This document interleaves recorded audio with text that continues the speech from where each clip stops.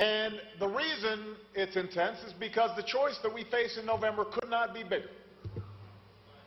It's not just a choice between two candidates. It's not even just a choice between two parties. More than any election in recent memory, this is a choice between two fundamentally different paths for our country's future.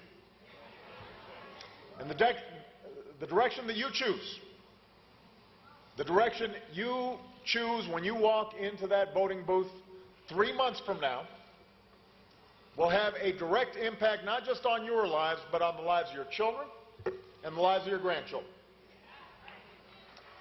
And that's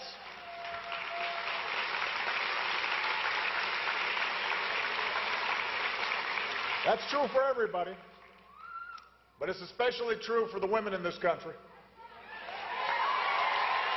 Right now, nearly 13 million Americans are getting a rebate from insurance companies. That's right, they're sending you a check because under the law we capped the amount of money that they can spend on administrative costs and CEO bonuses instead of your health care. And when they violate that rule, they've got to send you a check. Last year, Obamacare secured new access to preventive care like mammograms and cancer screenings with no copay, no deductible, no out-of-pocket costs for more than 20 million women.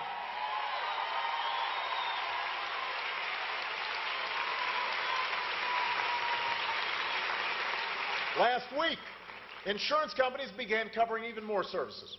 And now most health plans are going to begin covering the cost of contraceptive care. And it's good for our healthcare system in general because we know the overall cost of care is lower when women have access to contraceptive services. The fact is, nearly 99% of women have relied on contraception at some point, and more than half of all women between the ages of 18 and 34 have struggled to afford it. And we're changing that. Before health care reform, many health care plans charged high deductibles or copays for all these preventive services, or they just didn't cover them at all.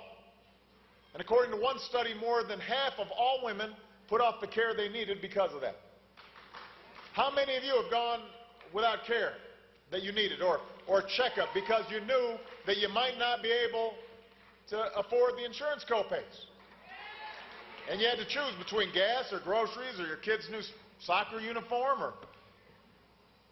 I don't think a working mom in Denver should have to wait to get a mammogram just because money's tight.